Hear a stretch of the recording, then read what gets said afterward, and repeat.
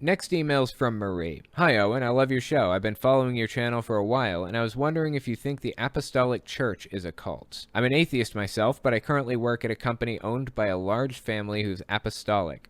It didn't take long to notice that all the women from that church only wear skirts and hair in buns, making them stick out, especially with it being a factory. I've heard strange things about their services and events that remind me of things I've heard of other cults doing, including having to talk through fathers and religious leaders to date someone, women and men sitting separately at church, and events with a curtain between them, refusing to allow use of birth control, and having to get permission for certain procedures that would affect fertility from the church, even if it's to potentially save a woman's life. I'd love to hear your thoughts. Marie. Yeah, absolutely. Actually, the first job that I got in high school, my first job was at Burger King, and my boss there, Rick, was an ex-Jehovah's Witness, believe it or not.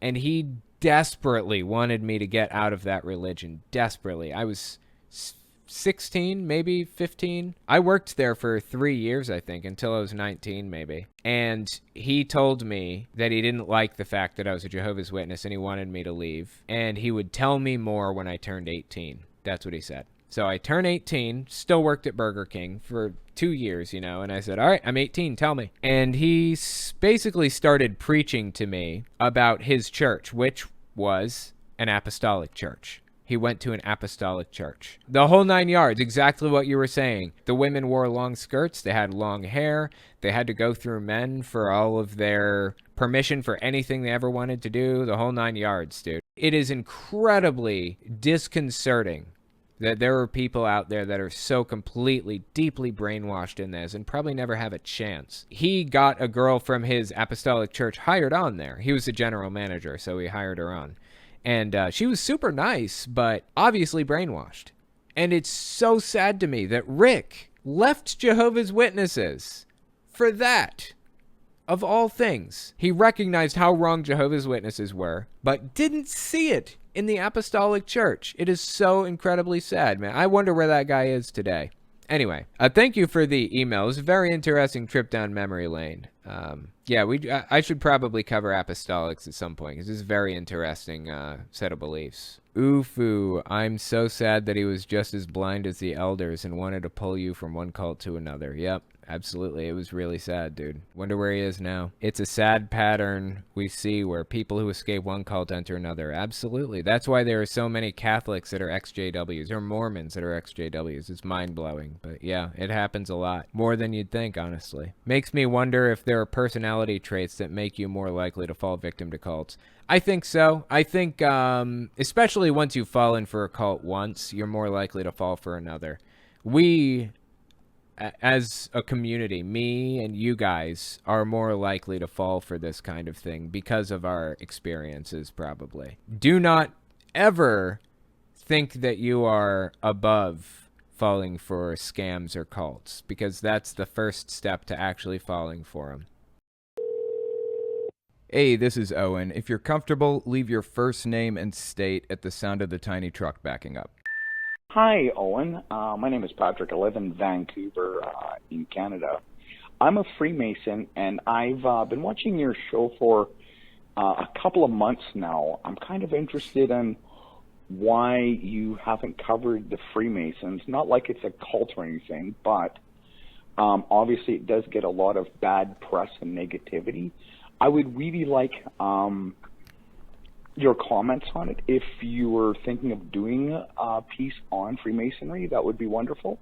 Have a great day. Love your content. I'll keep watching. Keep doing what you're doing. You're awesome. Bye now. Yeah, I appreciate that. I think I've talked about them in passing some. In fact, I may have done a video on them a long, long time ago. I don't remember. But from my impression, I know very little about it. But my impression of it is the big secret is that there is no secret. I get the impression the Freemasons used to be a lot more powerful than they are now. Now it's more of just like a community building type of thing. I mean, that could be wrong. And if somebody in the comments knows more about this than I do, then point me in the right direction. I'll take a look. Just send me an email about it, telltalemailbag@gmail.com. There are a lot of conspiracies that build up around it, similar to the anti-Semitic conspiracies that float around all over the place. And I just don't really buy into a lot of it. I'm very skeptical of a lot of the claims, that kind of thing. But yeah, I don't know. It could be interesting to explore one of these days. Hey, Owen. My name is Shedrick. I'm from Texas. I had a question. So you know how they say Christianity changes people for the better? I always wondered, when people go through those changes and they become a different person after they join the religion, is that really a good thing, or is that more like cult brainwashing? Because think about it, they literally go from being how they really are to this new generic version of themselves that was literally shaped by, Christianity. And I feel like personally, maybe I am answering my own question, but I would be nice to have your opinion on it. Yeah, I appreciate the voicemail. It is an interesting point. It absolutely is exactly as you describe. In fact, Jehovah's Witnesses have a word for that. They call it the Christian personality, or the new personality. And sometimes you can see it shining through with Mormons or Jehovah's Witnesses. When you get them talking about their religion, you can see their eyes get glassy. They kind of open up real wide and they get like a vacant smile on their face almost. That's the glassy-eyed expression, and it's the sign that they're adopting parts of a new personality that didn't really fit in with their old, or what we call their authentic personality originally. That's absolutely a problem, and that is one of the defining features of a cult. It's one of the things that makes a group a cult, having that new personality that they want to program into somebody. Oh, and this is Dwayne from Mississippi. Greg Locke is my guy. I listen to all your videos about Greg Locke. And what do you think about people like Greg Locke being compared to, like, WWF wrestling? Like, he's a heel, so it's kind of like he's somebody to watch entertaining, like The Undertaker or somebody like that. He's just such an entertaining dude. Like, it's crazy. Like, after seeing him in your videos, I've sought him out just to watch his videos and show him to other people just how crazy he is. He's like one of my favorite heels of the guys that you do on here. Who's your favorite? Thank you. Good day. Yeah, I appreciate the voicemail. It's interesting. As long as we all recognize how genuinely harmful he is to society, I'm on the same page as you. As far as my favorite person to cover, I think we have to get a good laugh out of these people, or we'll cry. Either you will laugh or you will cry, one or the other, in a lot of the cases that I cover. I think out of all the people I cover, Greg Locke is one of the more entertaining ones because he really busts out some crazy stuff, dude. Some real crazy stuff. But I think the most unhinged it gets for me is probably Kat Kerr, because it's like a lot of her ideas are based on beliefs that she's formed out independently of anybody else and formulated on her own, and then she just kind of jumps in with both feet. Like, she's sitting there at home and she comes up with this idea like, I think I've gone to heaven before, and I think I talked to God. In fact, I think I do it every week. And then she goes on these shows and she tells people that she's seen a body parts warehouse that contain like new eyes and a new heart for people whose heart is failing, and God wants to give them this gift. And it's so disconnected from every other belief. It's like she started out Christian and just built a bunch of stuff up on top of it and went with it like it was real. I think Kat Kerr is probably one of my more favorite people to examine because it gets real strange with her sometimes, real strange. Next email is from Thomas. Hi, Owen. What is the JW stance on heavy metal music? And also, you mentioned that you're a former addict. What were you addicted to? Stay awesome. Yeah, Jehovah's Witnesses, I think music is one of those things that's mostly a conscience matter, as long as there's no swearing in it or no discussion of, like, illicit subjects or whatever. Then it's a conscience matter. They do not like heavy metal. They don't like Pantera. They don't like any of that stuff. In fact, when I was a kid, I used to like the band Incubus back in the day. And the elders in my congregation told me I couldn't listen to Incubus because of the name. It's a bad name. It means demon, blah, blah, blah. But it's such a mellow, chill band. It would have been a great band for a Jehovah's Witness to listen to if they hadn't demonized them immediately because of the name. Jehovah's Witnesses generally look for any little thing they can find to demonize something. Anything. They want to shut down every interest in your life except for Jehovah's Witnesses. That's what they want you focused on 24/7. If you're listening to music, in an ideal world, it'd be Kingdom Melodies, the music that Jehovah's Witnesses write and publish. Like I said, some of it's a conscience matter. They don't come out and say you're not going to make it into the new system if you listen to Pantera or something. But you will be pre-shunned if you do.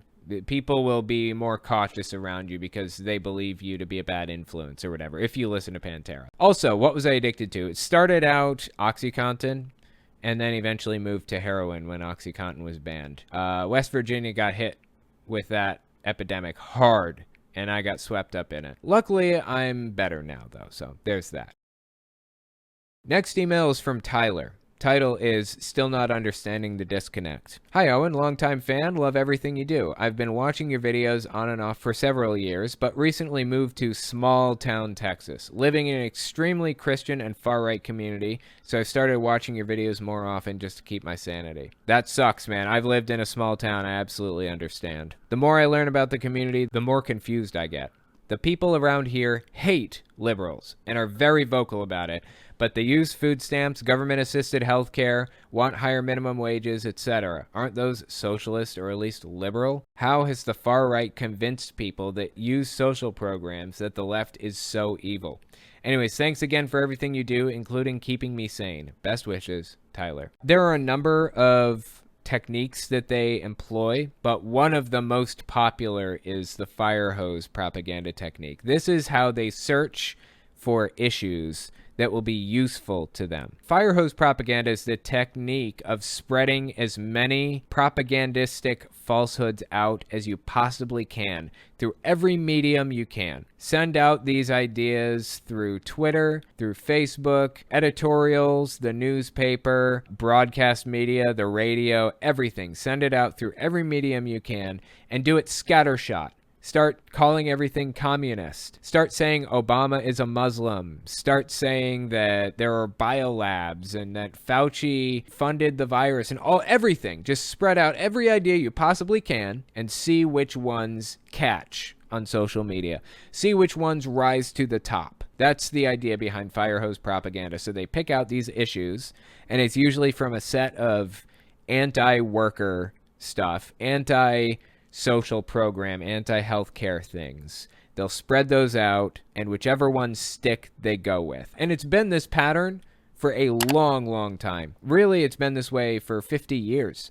Fox News, Rupert Murdoch, Richard Nixon, and, these other political operatives all worked together to capitalize on the racism of the South. It was called the Southern Strategy. Their strategy was to earn the votes of racist Southerners by being subtly racist themselves, dog whistling to racists. That was back when Nixon was running for president, and he won, and they saw how well that strategy worked, and they employed it in other ways. That's kind of how we got to where we are. Propaganda, propaganda, propaganda. The best way to counteract it is by correcting the misinformation, getting online and correcting it, like I'm doing, for example, like you do on Twitter, like you do when you get on social media. Correct the stuff. They have convinced millions of people to vote against their own interests, and it is one of the most mind-blowing social experiments I've ever seen.